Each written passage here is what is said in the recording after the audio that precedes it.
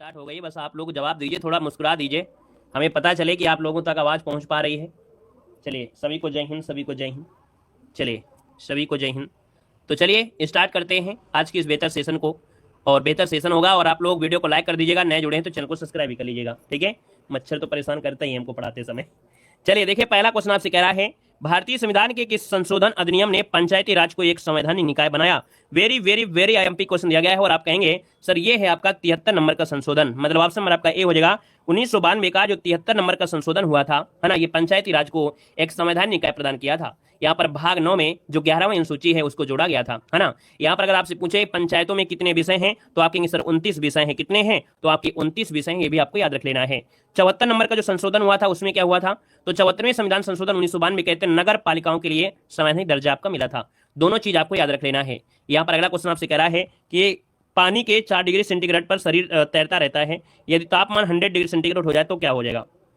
चलिए, कह रहा है पानी के 4 डिग्री सेंटीग्रेड पर शरीर तैरता रहता है, यदि तापमान 100 डिग्री सेंटीग्रेड हो जाए तो क्या हो जाएगा, तो आप कहेंगे सर शरीर डूब जाएगा। क्यों डूब जाएगा, क्योंकि पानी का जो पृष्ठ तनाव है वो कम हो जाएगा, ठीक है। पानी का जो पृष्ठ तनाव हो जाए वो कम हो जाएगा, याद रखिए, इसलिए शरीर डूब जाएगा, याद रखिएगा। क्लियर है। चलिए, यहाँ पर देखिए पानी का जो सर्वाधिक घनत्व होता है 4 होता है, आप लोग जानते हैं, है ना। यहाँ पर अगला क्वेश्चन दिया गया है और आपसे कह रहा है निम्नलिखित में से क्या एक हार्डवेयर यूनिट नहीं है। अब कंप्यूटर का क्वेश्चन देखिए आपका पहला ही मिल गया है। अब आप बताइएगा कि हार्डवेयर यूनिट आपका है क्या, है ना। तो हमने कहा सर हार्डवेयर होता है जिसको हम टच कर सकते हैं, है ना। अब आप देख सकते हैं कि भैया जो आपका MICR दिया है, लाइट पेन दिया है और बारकोड रीडर है। यहाँ पर जो ऑपरेटिंग सिस्टम है ये आपका सॉफ्टवेयर है, तो आप कहेंगे सर इसका नंबर जो आपका है वो आपका सी हो जाएगा, ऑपरेटिंग सिस्टम। अगला है कि भारतीय संविधान का कौन सा भाग संविधान की आत्मा कहलाता है। संविधान की आत्मा जो कहलाता है इसका क्या हो जाएगा। चलिए देखिए, भारतीय संविधान का कौन सा भाग संविधान की आत्मा कहलाता है 4 नंबर में, तो आप कहेंगे सर यहाँ पर देखा जाए तो आपकी ये है आपकी कौन उद्देशिका है। किसमें है, उद्देशिका, जो कि प्रस्तावना है, प्रस्तावना ये संविधान की आत्मा कहलाती है ना। और हमने आपको बताया था जो संवैधानिक उपचार है आर्टिकल नंबर 32 है, ये आर्टिकल नंबर 32 को संविधान की आत्मा किसने कहा है, तो आप कहेंगे VR अम्बेडकर ने कहा है, याद रखिएगा। अगला क्वेश्चन आपसे कह रहा है कि फुहारा जो होता है स्पेयर, ये किस सिद्धांत पर कार्य करता है। 5 नंबर आपसे कह रहा है, तो दोस्तों याद रखिए ये होता है बर्नौली सिद्धांत पर। किस पे कार्य करता है, बर्नौली सिद्धांत पर कार्य करता है। जब कोई तरल किसी क्षैतिज स्थिति से पाइप से होकर बह रहा हो और उसकी गुरुत्वीय स्थिति ऊर्जा में कोई परिवर्तन ना हो तो तरल का जो दाब होता है कम करने पर तरल का वेग बढ़ जाता है। तो आप कहेंगे सर यहाँ पर आंसर आपका ये नंबर ए राइट हो जाएगा। नेक्स्ट क्वेश्चन दिया गया है, आपसे कह रहा है सरकारों द्वारा शुल्क और क्या दिया है, सरकारों द्वारा शुल्क एवं कर लगाने का अधिकार संविधान की किस अनुसूची में उल्लिखित किया गया है। यहाँ पर देखिए ये आपका है 7वीं अनुसूची में। किसमें है, 7वीं अनुसूची में है, याद रखिए 7वीं अनुसूची इसका आंसर है, राइट हो जाएगा। यहाँ पर देखिए शुल्क और कर लगाने हैं ना, तो शुल्क और जो कर है इसी में हो जाएगा। अगला दिया है गौतम बुद्ध का जन्म कहाँ हुआ था। गौतम बुद्ध का जो जन्म है ये कहाँ हुआ था, 7 नंबर आपसे दिया गया है। तो भैया जन्म दिया है कुशीनगर तो होगा नहीं, आप कहेंगे लुम्बिनी में हुआ था, है ना। कहाँ पर है, तो आपके 563 ईस्वी पूर्व में लुम्बिनी में हुआ था। इनके बचपन का नाम बता सकते हैं, कोई भी स्टूडेंट हो जो इसके बचपन का नाम बता सके तो भाई एक बार कमेंट करिएगा कि भैया गौतम बुद्ध के बचपन का नाम इनमें से क्या था। चलिए जल्दी से बताइए, बचपन का नाम बताया गया है, पढ़ाया गया है। चलिए सिद्धार्थ था, बिल्कुल सही है, सिद्धार्थ हो जाएगा, सिद्धार्थ हो जाएगा, बहुत अच्छी बात है। और इन्हों एशिया का ज्योतपुंज भी कहा जाता है ना, एशिया का ज्योतपुंज भी कहा जाता है। जातक कथा आपने सुना होगा, जातक कथा में क्या है, भगवान जो बुद्ध हैं इनके पुनर्जन्मों की कहानियां संकलित की गई हैं। अगला क्वेश्चन दिया गया, रणजी ट्रॉफी किस खेल से संबंधित है। रणजी ट्रॉफी जो होती है भैया आपकी क्रिकेट में है, फुटबॉल में नहीं है। फुटबॉल होता है डूरंड कप, याद रखिए। रणजी ट्रॉफी होता है आपके क्रिकेट में होता है, याद रखिए क्रिकेट, ठीक है। और अगला क्वेश्चन आपसे कह रहा है कि प्रेशर कुकर में खाना जल्दी पकता है, ऐसा क्यों भैया। प्रेशर कुकर में खाना जल्दी पकता है, कुछ ना कुछ तो रीजन होगा ही होगा। क्या रीजन होगा, आप कहेंगे सर जी प्रेशर कुकर के अंदर का दाब बढ़ने से पानी का जो क्वथनांक होता है बढ़ जाता है, तो इसीलिए क्या होता है पहाड़ों पर लोग कुकर में खाना बनाते हैं। भगौना में अगर बनाने लगेंगे ना तो कुकर मतलब खाना बनता ही रहेगा, पकेगा ही नहीं, है ना। बहुत लेट में पकेगा क्योंकि प्रेशर होता ही नहीं है ऊपर, और जब पहाड़ों में प्रेशर होगा ही नहीं तो पकेगा कैसा। इसलिए क्या होता है प्रेशर कुकर का इस्तेमाल करके ही पहाड़ों में खाना बनाया जाता है।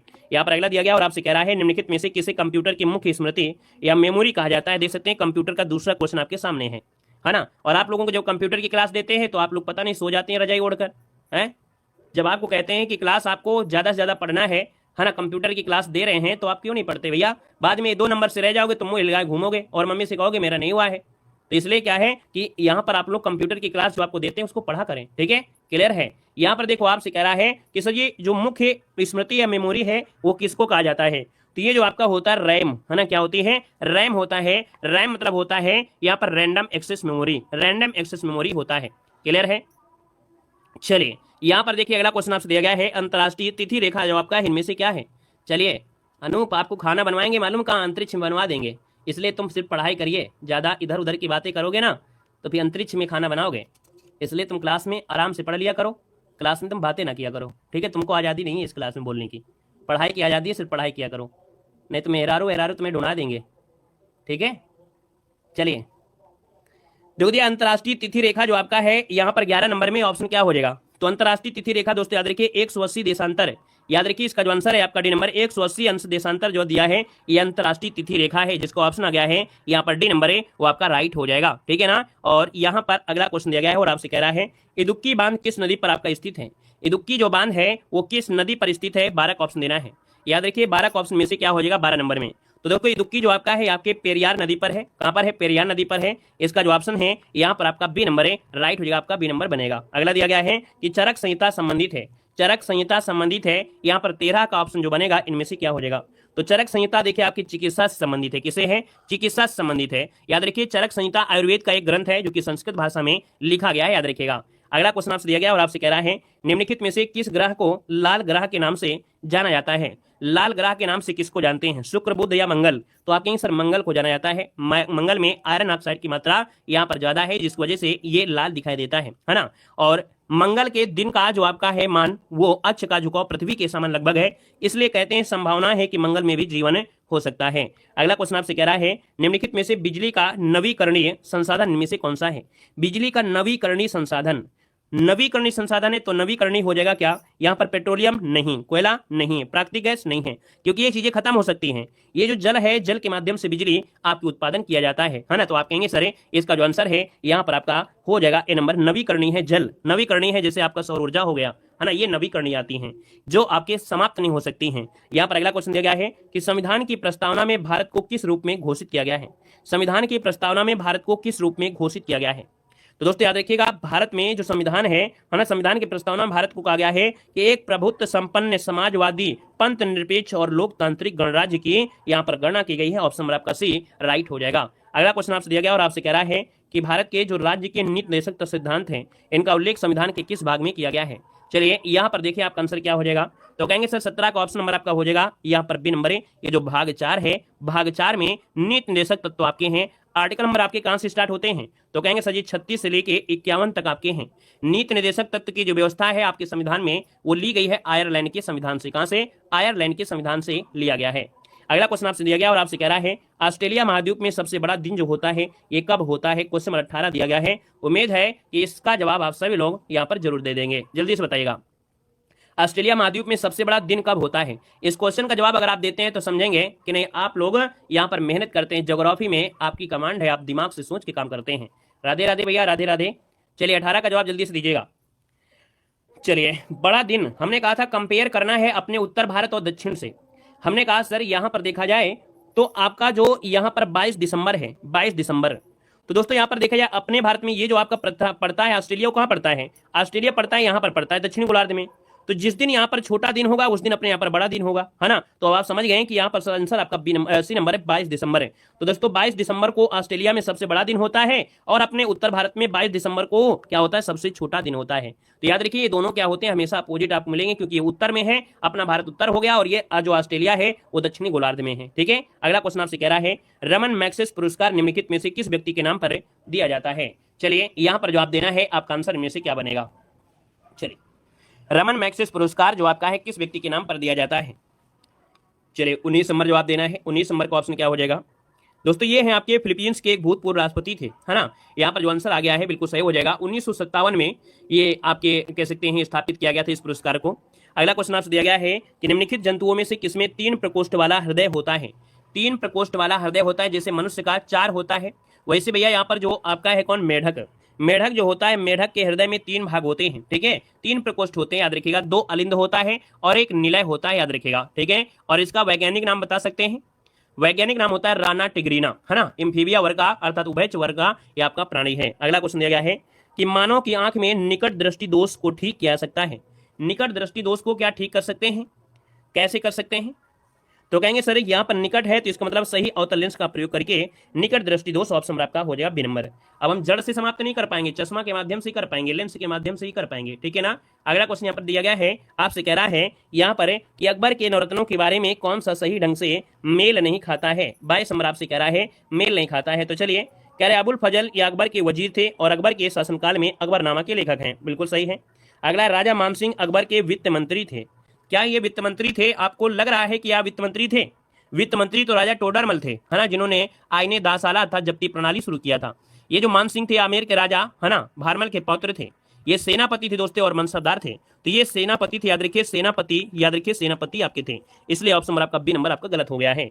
यहाँ पर अगला है कि भैया अब्दुल रहीम खाने खाना क्या थे? कवि थे और अकबर के भरोसेमंद देखभाल करने वाले बारम खां के पुत्र थे।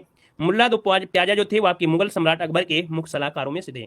तो ऑप्शन गड़बड़ा गया है, यहाँ पर आपका बी नंबर। नेक्स्ट क्वेश्चन आपके सामने है कि आर्थिक विकास आमतौर पर के साथ युग्मित होता है। आर्थिक विकास, जो आर्थिक विकास होता है दोस्तों याद रखिएगा, ये के साथ होता है तो आपकी मुद्रास्फीति के साथ युग्मित होता है। यहाँ पर जो आंसर है वो आपका बी नंबर है, राइट हो जाएगा। मतलब ये कह सकते हैं कि मुद्रास्फीति को साधारण भाषा में महंगाई कहा जाता है, और जिस देश में मुद्रास्फीति अर्थात महंगाई की दर कम होती है वहाँ आर्थिक विकास अच्छा माना जाता है। अब तो समझ गए होंगे, मुद्रास्फीति को आप लोग बोलिए महंगाई, तो अपनी भाषा में ज्यादा समझ जाएंगे कि मुद्रास्फीति को कहते हैं महंगाई, और जिस देश में महंगाई की दर कम होती है वहाँ की आर्थिक विकास अच्छा माना जाता है, ठीक है ना। और जहां पर अत्यधिक होती है वहां पर आर्थिक विकास अवरुद्ध हो जाता है ना। अगला क्वेश्चन आपसे कह रहा है सर जी मंत्रिपरिषद सामूहिक रूप से किसके प्रति उत्तरदायी होती है?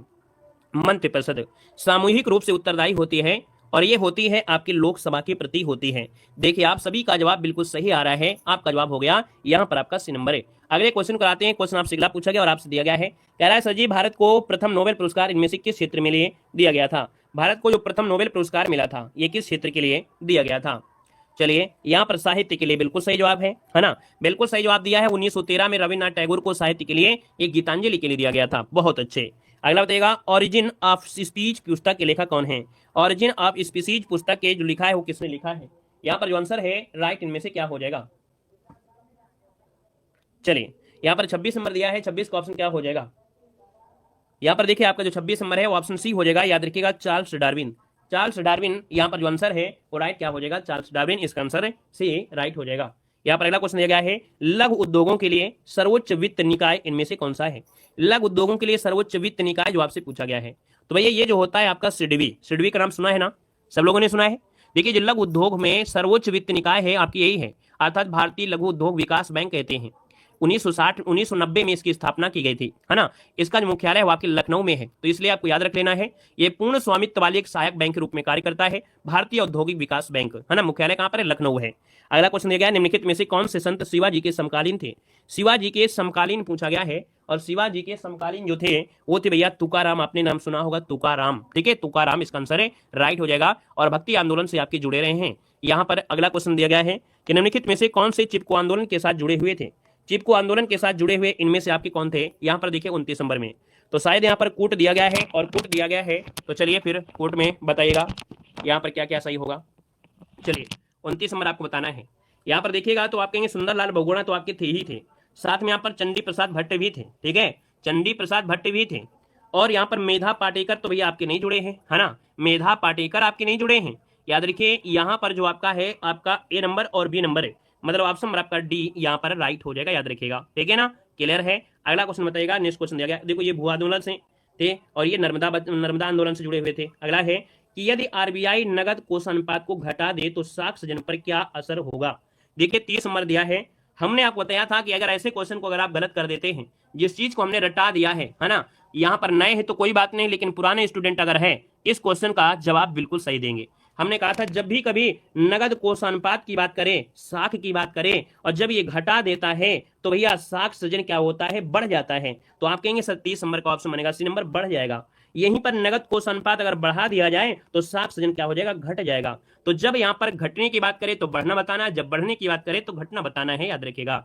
अगला क्वेश्चन आपसे दिया गया है और आपसे कह रहा है भैया वर्ष 1919 में किनकी गिरफ्तारी पर लोग जलियांवाला बाग में इकट्ठा हुए थे? तो जलियांवाले बाग में इकट्ठा हुए थे, क्यों इकट्ठा हुए थे? तो आप कहेंगे सर यहाँ पर जो सत्यपाल थे और सैफुद्दीन किचलू थे इनको गिरफ्तार कर लिया गया था। क्या कर लिया गया था? गिरफ्तार कर लिया गया था। बड़ी भीड़ आपकी उमड़ी थी और इसी में क्या हुआ, एक जनरल डायर थे, उन्होंने बिना सूचना के ही गोलियां चलवा दिया था 13 अप्रैल 1919 को, और जलियांवाला हत्याकांड को अंजाम दिया था। है ना, बहुत लोग मारे गए थे। इसका आंसर आपका बी हो गया। नेक्स्ट क्वेश्चन बताएगा कि राष्ट्रीय पुलिस अकादमी कहां पर स्थित है। राष्ट्रीय पुलिस अकादमी जो आपकी है ये आपकी कहां पर स्थित है। दोस्तों यहां पर देखा जाए तो आप कहेंगे सर राष्ट्रीय पुलिस अकादमी ये आपके हैदराबाद में है। कहां पर है? हैदराबाद। इसका आंसर आपका ए नंबर राइट हो जाएगा, हैदराबाद हो जाएगा। यहां पर आगे बढ़िएगा, चलिए हैदराबाद, ठीक है। सरदार वल्लभ भाई पटेल पुलिस अकादमी इसका नाम है, ठीक है। यहां पर जो अकादमी भारतीय पुलिस सेवा के अधिकारी होते हैं उनको प्रशिक्षण दिया जाता है। अगला क्वेश्चन दिया गया है सौरमंडल का सबसे बड़ा ग्रह कौन सा है। तो अब इसमें से कहने की तो कोई बात नहीं है, आपको मालूम है सबसे बड़ा ग्रह हो जाएगा बृहस्पति हो जाएगा। बृहस्पति, शनि, अरुण, वरुण, फिर पृथ्वी, फिर शुक्र, फिर मंगल, फिर बुध। 5वें नंबर में आती है आपकी पृथ्वी, याद रखिएगा। अगला क्वेश्चन दिया गया है निम्नलिखित में से कौन सा एक ऐसा कर है जिसकी वसूली केवल राज्य सरकार ही कर सकता है। इसकी वसूली सिर्फ और सिर्फ राज्य सरकार करेगा। तो दोस्तों याद रखिए भूमि राजस्व है, इसकी वसूली सिर्फ और सिर्फ राज्य सरकार ही करेगा। अगला क्वेश्चन आपसे दिया गया है कि बंगाल का प्रथम गवर्नर जनरल इनमें से कौन था। बंगाल का प्रथम गवर्नर जनरल इनमें से कौन था। 35 नंबर आपसे दिया गया है। तो यहां पर देखा जाए तो इसका जो आंसर है यहां पर आपका सी हो जाएगा वारेन हेस्टिंग। क्या हो जाएगा? वारेन हेस्टिंग, जिसका भी ऑप्शन आ गया है यहां पर जवाब राइट हो जाएगा। और अगर ये पूछे भारत का प्रथम गवर्नर जनरल, क्या अगर भारत का प्रथम गवर्नर जनरल पूछ लेता तो क्या बताते? लॉर्ड विलियम बेंटिंक बता देते। दोस्तों याद रखिएगा, ठीक है। अगले क्वेश्चन को लाते हैं। क्वेश्चन दिया गया है सह्याद्री पर्वत श्रृंखला का अन्य नाम इनमें से क्या है। सह्याद्री और हिमाद्री हमने आपको बताया था। ये जो पश्चिमी घाट है, पश्चिमी घाट को हम लोग बोलते हैं सह्याद्री और पूर्वी घाट को बोलते हैं हिमाद्री। क्या बोलते हैं? हिमाद्री कहते हैं, याद रखिएगा। अगला क्वेश्चन दिया गया है स्वतंत्रता से पूर्व बांग्लादेश को किस नाम से जाना जाता था। स्वतंत्रता से पूर्व बांग्लादेश को किस नाम से जानते थे, यहां पर बताना है। चलिए यहां पर देखा जाए तो आपका जो आंसर है यहां पर 37 नंबर में क्या बनेगा। तो आप कहेंगे सर इसको बोलते थे पूर्वी पाकिस्तान। क्या बोलते थे? पूर्वी पाकिस्तान। ऑप्शन नंबर आपका सी राइट हो जाएगा। अगला क्वेश्चन दिया गया है कि अंतर्राष्ट्रीय मुद्रा कोष की स्थापना जो हुई थी ये आपकी कब हुई थी। चलिए बताइएगा अंतर्राष्ट्रीय मुद्रा कोष की जो स्थापना हुई थी ये आपकी कब हुई थी। यहाँ पर 38 नंबर की बात करते हैं तो 38 का ऑप्शन क्या बनेगा। चलिए ए नंबर बिल्कुल सही है 1945 में। कब? 1945। जिसका भी ऑप्शन आ रहा है यहाँ पर जवाब इनमें से बिल्कुल सही हो जाएगा। 1945 में इसकी स्थापना हुई थी, ठीक है। और यहाँ पर देखिए अगला क्वेश्चन दिया गया और आपसे कह रहा है क्वेश्चन कि किस समूह में सभी सर्वनाम प्रश्नवाचक है। किस समूह में सभी सर्वनाम प्रश्नवाचक हैं। अभी आपको बताना है कि सर जी प्रश्नवाचक यहाँ पर कौन है, क्या है, किसने है। पहला ऑप्शन हो जाएगा। अगला दिया गया है निम्न में से भाववाचक संज्ञा आपकी कौन सी है। निम्न में से भाववाचक संज्ञा पूछा गया 40 नंबर में। और 40 का ऑप्शन जो बनेगा यहाँ पर देखिए हमने कहा सर जो बचपन शब्द है, कितना अच्छा बचपन था आपका, है ना। यहाँ पर सुबह सुबह उठते थे और आम के बाग में जाते थे। तो यहाँ पर देखिए बचपन बड़ा सबका प्यारा बचपन होता है। यहाँ पर आंसर सी हो जाएगा। नेक्स्ट क्वेश्चन दिया गया है कि कहीं की ईंट कहीं का रोड़ा भरत मुनि ने कुनबा जोड़ा। इस लोकोक्ति का आशय इनमें से क्या हो जाएगा। तो यहाँ पर 41 नंबर की बात करते हैं तो भैया 41 नंबर होगा क्या, मतलब होता है यहाँ पर एक प्रकार से बेमेल वस्तुओं का एकत्र करना, है ना। इधर उधर की जो बेमेल वस्तुएं होती हैं, देखो ऑप्शन दिया गया होगा कहीं ना कहीं, इधर उधर की जो बेमेल वस्तुओं को एकत्र करना होता है। ऑप्शन आपका डी होगा। नेक्स्ट क्वेश्चन दिया है मोहन से पढ़ा नहीं जाता है। मोहन से पढ़ा नहीं जाता है। आप कहेंगे सर 42 नंबर का हो गया, ए नंबर भाववाच्य हो जाएगा, ठीक है ना। यहाँ पर अगला क्वेश्चन दिया गया है कि कानों सुनी बात पर यकीन मत करो, है ना। याद रखिए कानों सुनी बात पर यकीन मत करो। यहाँ पर उसका प्रूफ देखो तो सही है ना। यहाँ पर देखिए 43 नंबर में तो ऑप्शन सी हो जाएगा कानों से सुनी अर्थात करण से, कान से सुनी। ऑप्शन सी करण हो जाएगा, कानों के द्वारा। यहाँ पर अगला क्वेश्चन दिया गया है और आपसे कह रहा है पनही शब्द का तत्सम क्या होता है। पनही का तत्सम होता है उपाना होता है। ऑप्शन डी हो जाएगा उपाना। अगला क्वेश्चन आपसे कह रहा है यहाँ पर दिया है अतियु शब्द के लिए कौन सा उपसर्ग आपका है। अतियु का उपसर्ग, चलिए अतियु में जो उपसर्ग आपका है यहाँ पर क्या हो जाएगा। तो आप कहेंगे सर जी यहाँ पर देखिए अति जो दिया गया है ये आपका हो जाएगा, अति आपका हो जाएगा क्या उपसर्ग। और इसमें जो आपका बचेगा यू, यू हो जाएगा इसका मूल। अगला आपसे यहाँ पर दिया गया है कि अराति सैन्य सिंध में सुवाडवाग्नि से जलो प्रवीर हो जई बनो बढ़े चलो। यहाँ पर गण पूछा गया है। भैया यहाँ पर जो गण है वो आपका कौन सा है। 46 नंबर है, ये आपका क्वेश्चन आ गया है भयंकर वाला क्वेश्चन। तो भयंकर वाला जो क्वेश्चन है तो भैया यहाँ पर कहेंगे सर यहाँ पर आंसर क्या होगा, कैसे क्या करें कैसे न करें। तो ये तो आपने जब बेसिक पढ़ा होगा तभी कर सकते हैं। बाकी हमने सूत्र बताया था या माता राजभान सलगा, या माता राजभान सलगा इसी से निकाला जाता है। या माता मा तारा ता राजा, है ना, रात भा, ये ऐसे निकालते हैं तब आपके बनते हैं यगड़ मगड़ तगड़ रगड़ सगड़ जगड़, ये आपके निकलते हैं। उसी के साथ निकालना है। इस क्वेश्चन को आप बेसिक पढ़ लेंगे तो आपको समझ में आएगा। बाकी हमारे बताने से कोई मतलब नहीं है, आंसर तो हमने आपको बता दिया, बाकी इसका आंसर निकालने के लिए समय लगेगा, ठीक है ना। यहाँ पर अगला क्वेश्चन दिया गया है, कह रहा है निम्नलिखित में से शुद्ध वाक्य आपको चुनना है, सॉरी अशुद्ध वाक्य चुनना है। अशुद्ध दिया गया है यहाँ पर 47 में, क्या 47 नंबर में अशुद्ध वाक्य बताइएगा। आपसे कह रहा है मैंने आपके लिए शहर के अच्छे होटल होता है, अच्छे होटल से खाना मंगवाया, गड़बड़ी हो गई ये नंबर पे, है ना। तो भैया खाना तो अच्छा है लेकिन यहाँ पर क्या हो गया, अच्छी शब्द गलत हो गया। अगला है कि दोपहर के बाद का समय क्या होता है। दोपहर के बाद का जो समय होता है उसे क्या कहते हैं। दोपहर के बाद का समय होता है इसे कहते हैं दोस्तों अपराह्न। ऑप्शन नंबर आपका सी अपराह्न हो जाएगा। ठीक है ना, क्लियर है, जानते हैं कि नहीं जानते, जानते हैं, तीसरा पहर। चलिए अगला दिया है थन शब्द दिया गया है, यहाँ पर तद्भव दिया है और तद्भव जो दिया गया है वो ऑप्शन आपका डी हो जाएगा, थन हो जाएगा। बाकी यहाँ पर देखो रा लगा है तत्सम है, छ लगा है तत्सम है और छा है तो तत्सम है, बचा हुआ ऑप्शन आपका डी हो जाएगा। अगला है उन्नति का आसन विच्छेद इनमें से क्या बनेगा। 50 नंबर में उन्नति का आसन विच्छेद बताइएगा। तो देखिए उन्नति की बात करते हैं तो आप कहेंगे सर उन्नति का हो जाएगा उत्धन्नति। उत्धन्नति ऑप्शन नंबर आपका डी राइट हो जाएगा, उत्धन्नति हो जाएगा। ठीक है, और ये व्यंजन संधि का उदाहरण है, किसी वर्ग का प्रथम वर्ग के बाद अगर अनुनासिक आने पर पहला वर्ण अपने वर्ग के अनुनासिक वर्ण में ही कन्वर्ट हो जाता है, याद रखिएगा। अगला क्वेश्चन यहाँ पर दिया गया है और आपसे कह रहा है किस वाक्य में कर्ण कारक परसर का प्रयोग किया गया है। कर्ण कारक है, कर्ण कारक किसमें दिया गया है कि बालक पुस्तक पढ़ रहा है, इसमें है नहीं है। हम नाक से सांस लेते हैं, कर्ण से, नाक से या नाक द्वारा, तो कहेंगे ऑप्शन नंबर आपका डी राइट हो जाएगा। नेक्स्ट क्वेश्चन दिया गया है कि निम्नलिखित में से कौन सा शब्द आपका शुद्ध दिया गया है। यहाँ पर 52 नंबर आपसे दिया गया है, शुद्ध पूछा गया है। अरुण दिया गया है, अरुण दिया है, फिर अनुष्ठान दिया है, द्वंद दिया है, द्विज दिया है। दिया देखो द्विज ये तो गड़बड़ है आपका, है ना। यहाँ पर देखिए द्वंद गड़बड़ है।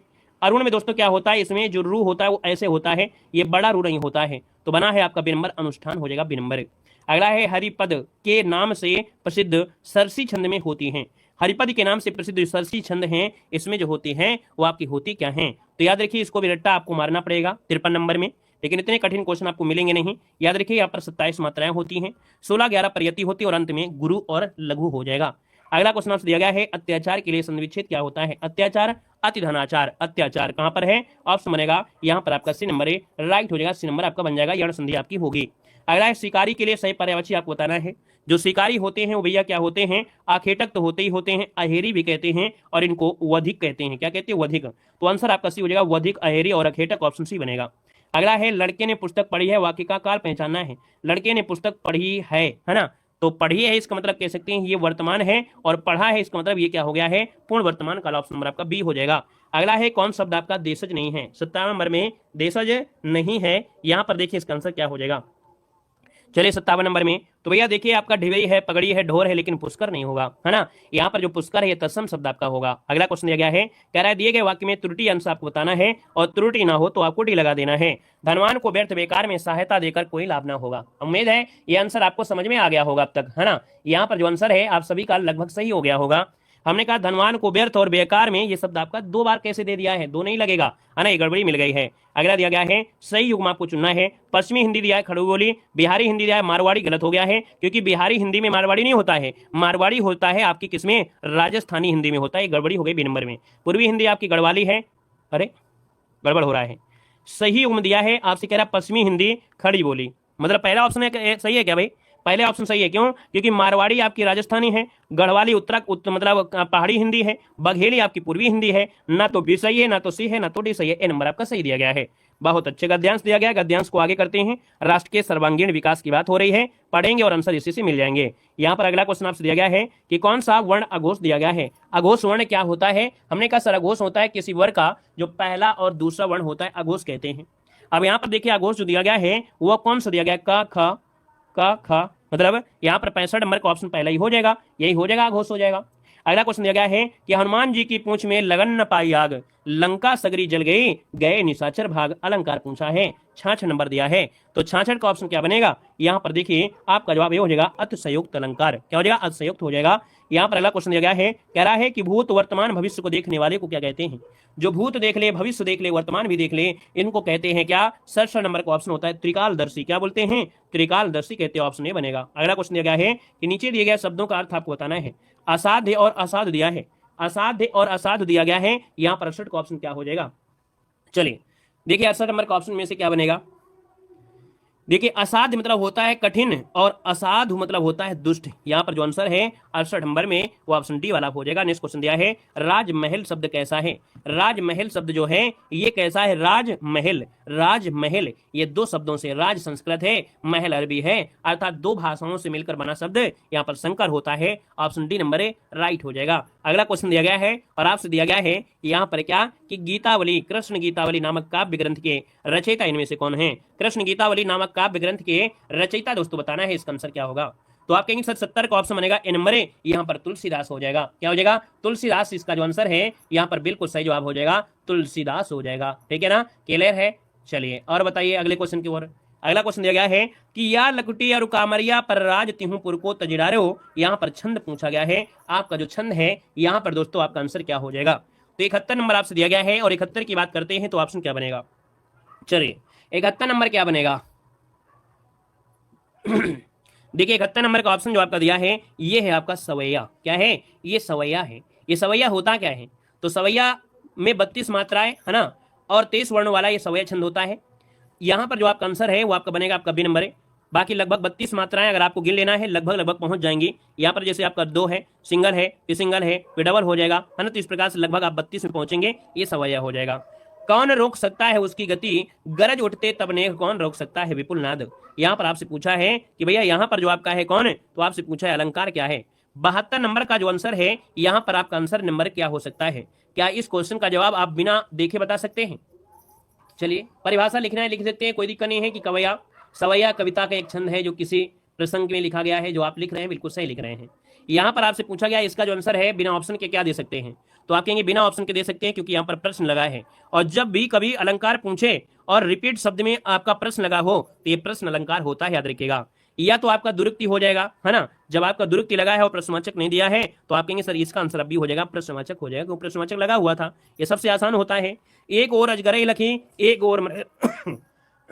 और मरगराए विकल बटोही बीच ही परियो मूर्छा खाए। यहाँ पर आंसर आपको बताना है दोस्तों, इसका बताइए क्या हो जाएगा। चलिए इसका जवाब दीजिए। वीडियो को भी लाइक कर दीजिए है ना, यहाँ पर जितने भी साथी जुड़े हैं एक बार सभी लोग वीडियो को भी लाइक कर दीजिएगा। ठीक है, चलिए वेरी गुड। देखो यहाँ पर आपका आंसर आ गया है 73 नंबर में, जवाब सभी का सही है ना। यहाँ पर भयानक रस हो जाएगा, भयानक रस जो कि ऑप्शन है ए हो जाएगा। एक और अजगर है, दूसरी ओर मृगराय है ना, और बीच में आप हैं तो भैया आपको क्या होगा, डर ही तो लगेगा, भयानक ही तो लगेगा, ऑप्शन नहीं बनेगा। अगला दिया गया है विशेषण और विशेष के योग से कौन सा समास बनता है। बताएगा विशेषण और विशेष के योग से कौन सा समास बनता है। तो दोस्तों याद करेगा ये कर्मधारय समास होता है, आपको पढ़ाया गया है, कर्मधारय समास आपको पढ़ाया गया है। ऑप्शन नंबर आपका 80 नंबर है, राइट हो जाएगा, 80 नंबर बनेगा। अगला दिया गया और आपसे कह रहा है सम उपसर्ग का जो माँ है ये किस शब्द में सुनाई पड़ता है। चलिए यहाँ पर बताना है सम उपसर्ग का जो माँ है ये किस शब्द में सुनाई पड़ता है। यहाँ पर देखिए 75 नंबर आपका दिया गया है।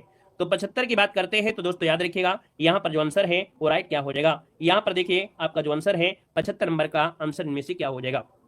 चलिए संभावना बिल्कुल सही है, याद रखिए यहाँ पर संभावना वाला जो आंसर है वो सी वाला आपका हो जाएगा, इसका आंसर आपका हो जाएगा। ठीक है ना, और इस प्रकार से देखिए ये जो क्लास है वो आपकी क्लास कंप्लीट हो जाती है। ठीक है, ये क्लास जो आपकी है यहीं पर आपकी कंप्लीट हो जाती है, याद रखिएगा। अन्य विकल्पों में माँ है भाई, यहाँ पर है अन्य विकल्पों में माँ अनुसार हो जाता है। ठीक है, माँ जो आपका अनुसार में हो जाएगा। क्लियर है, तो ये क्लास आपकी कंप्लीट होती है और आपकी ये क्लास डेली चलती है और डेली चलेगी भी। ऐसा नहीं कि यहाँ पर होली